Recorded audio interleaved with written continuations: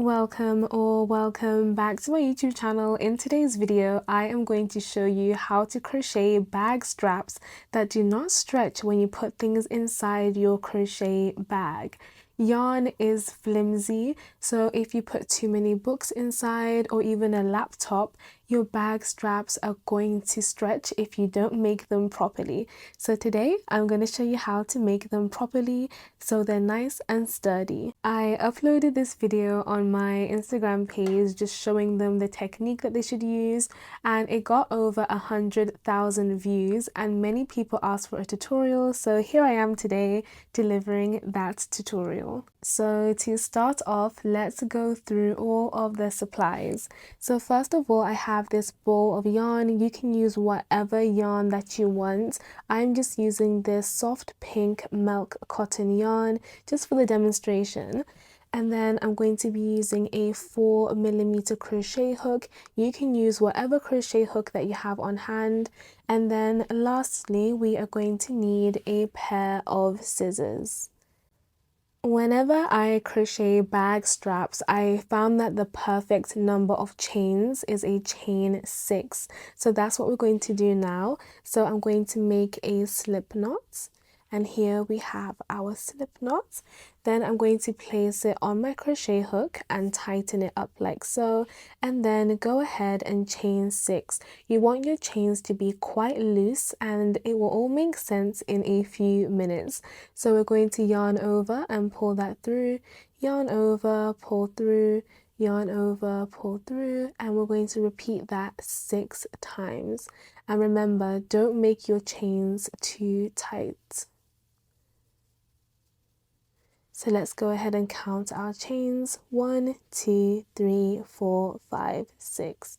So now what we're going to do is start the Tunisian part of this crochet pattern.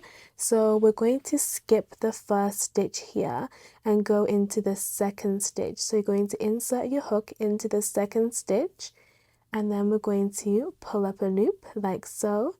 Then instead of finishing off this stitch, we're going to go straight into the next stitch, insert our hook, pull up a loop, and now we have 3 loops on our crochet hook, and we're going to repeat that all the way until we get to the end of the chain. So insert your hook, pull up a loop, insert, and pull up a loop. So here we should have 6 loops on our crochet hook. So 1, 2, 3, 4, 5, and 6.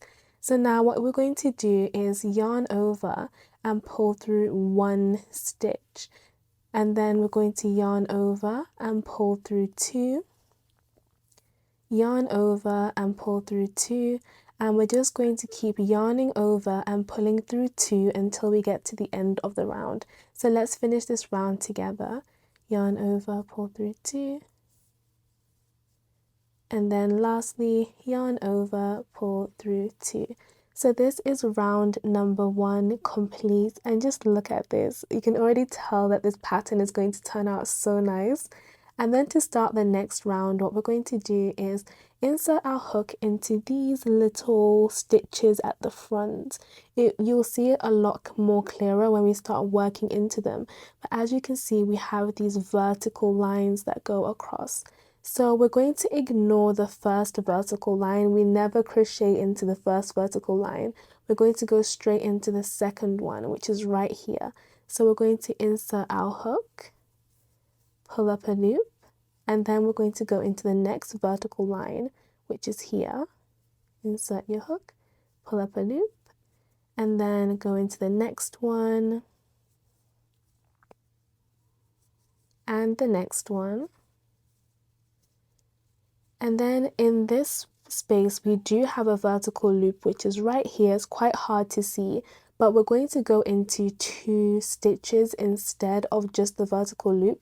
So we're going to go through 2 loops of yarn, if that makes sense. So we're just going to go straight through as how you would normally crochet instead of just going through the vertical loops.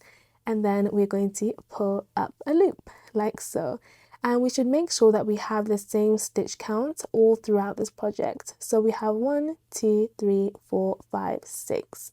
And now to start this round, we're going to yarn over and pull through one loop, and then we're just going to repeat the process of yarn over, pull through two, yarn over, pull through two, yarn over, pull through two until we get to the end. And this is what it should be looking like.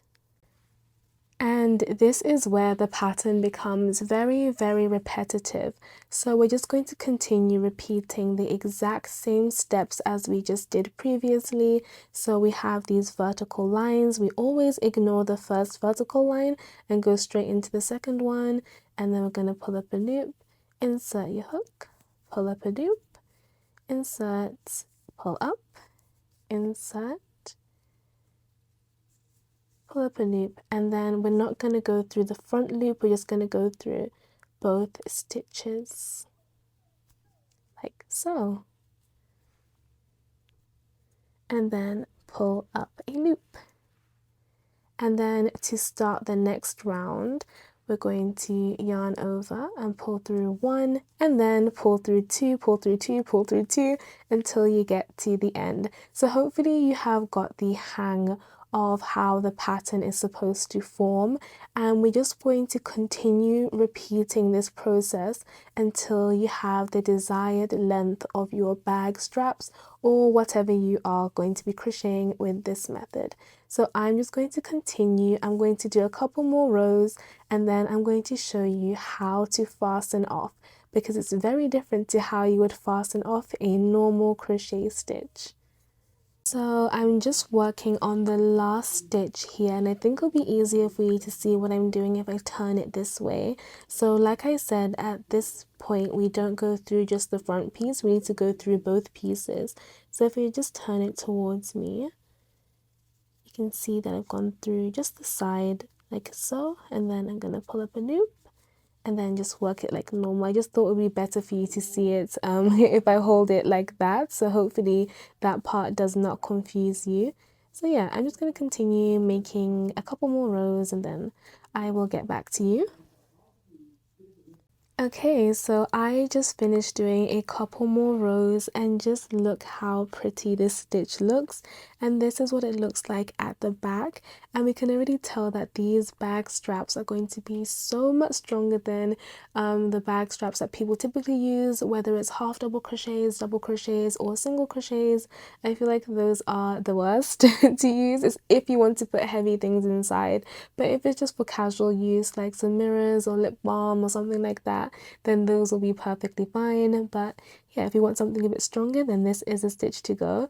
So now I'm going to show you how to fasten off. So we want to end the round on the right side, not on this side. So we're going to insert our hook in the first vertical loop, pull up a loop, and then we're just going to pull this loop straight through. So that's a slip stitch basically. So now we're going to go into the next one, pull up a loop, slip stitch, pull that loop straight through, and then in the next one, pull up a loop, slip stitch, and then we're just going to keep doing that until we reach the end. And in this one, we're going to go through these two stitches, pull up a loop. Oops, I did that wrong. Hold on. Okay, there we go. Pull up a loop and then pull that straight through. And that's how we fasten off. Now I'm going to chain one, set my hook down, and then cut the excess. And then pull this tight, and this is where you can just weave in your two loose ends. But that is how to crochet the very, very durable crochet bag straps. And this design, this pattern is so pretty, and even when I pull it like this, it doesn't really give that much compared to other crochet stitches, and you can even hear it like this. It feels like rope, so it's definitely a very, very good option for your crochet bags. It does tend to curl, but I think it doesn't look too bad on a bag. Maybe I'll find a way to make it not curl, but for now this is a really, really good option. Some of my favorite crochet bags are unfortunately single crochet handles or double crochet handles, and I made this tulip bag in the summer, and this is not that sturdy at all, and I remember when I put things inside it, it was just stretching. So I'm really tempted to just take this strap out and then replace it with this one, but I'm not sure. I might give all my crochet bags a makeover. Alright guys, that is the end of today's video. I really hope you enjoyed it, and if you have any questions regarding how to crochet this, if there's a certain step that you're stuck with, please make sure to leave a comment down below and I will help you as much as I can. And as always, I will see you in the next one.